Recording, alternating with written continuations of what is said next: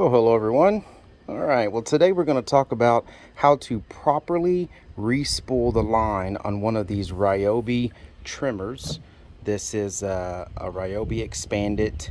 So first thing you're going to do is look at the head. Look at the head here. It shows you some arrows, like these are arrows, but these are not. These are the arrows that tell you where to point the notch. So these are the arrows, they need to point at these little notches, and if you notice when you look over here, those notches are actually where the line comes in and out, right? So basically all you do is you push in. This is the bump style head, but you push in and you line up these arrows with that line. So here you can see the arrow is pointing at that line.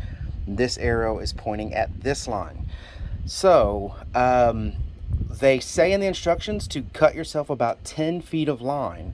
Now how I do that is I take the line that I purchased, you can get a spool of line, something like this. I put the line in one hand, I stretch it all the way out into the other hand. That's 5 feet. I take that section, put it in my other hand, stretch it out again. Now I've got 10 feet. So I cut it off at that point, and that's what we're going to do to spool this up. All right, it's not nicely rolled up, but that's about 10 feet right there. So we're going to go ahead and we're going to put this 10-foot of line into this head. So again, these lines, this arrow needs to be pointing to the little notch lines that are on this head, which correspond with the holes in the head. And all you do is you take the line and you push it through the head. It might take a little bit to push it through, but it goes through. So you got to remember there's a hole that goes all the way through that spool there in the middle, and it allows this line to go through. So you push it in, and you might have to wiggle this just a little bit to get everything lined up great, but you should be able to start pushing it through. See there, it comes through the bottom, through the head. Now what I'm going to do here is you take this line and you pull it about halfway. You leave the other half of the line sticking out this side. So I'm going to go ahead and even that line out, and we're going to show you how to reel this up.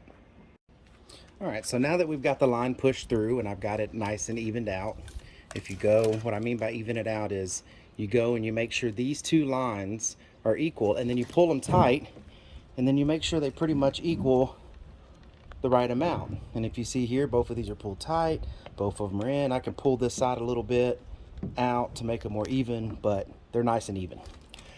All right, so then you'll see the rotate on here. So this is telling you to come in here and just keep rotating these lines, over. You push in just a little, rotate, push in just a little, rotate.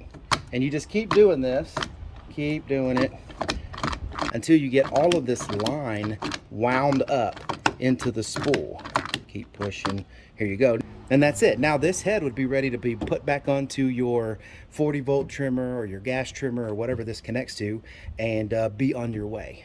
If you like this video or if it was helpful, please give it a thumbs up. Share the video. Anyone you know that might need this, please subscribe to the channel. And that's about it, everyone. So thank you very much for watching the video, and see you next time.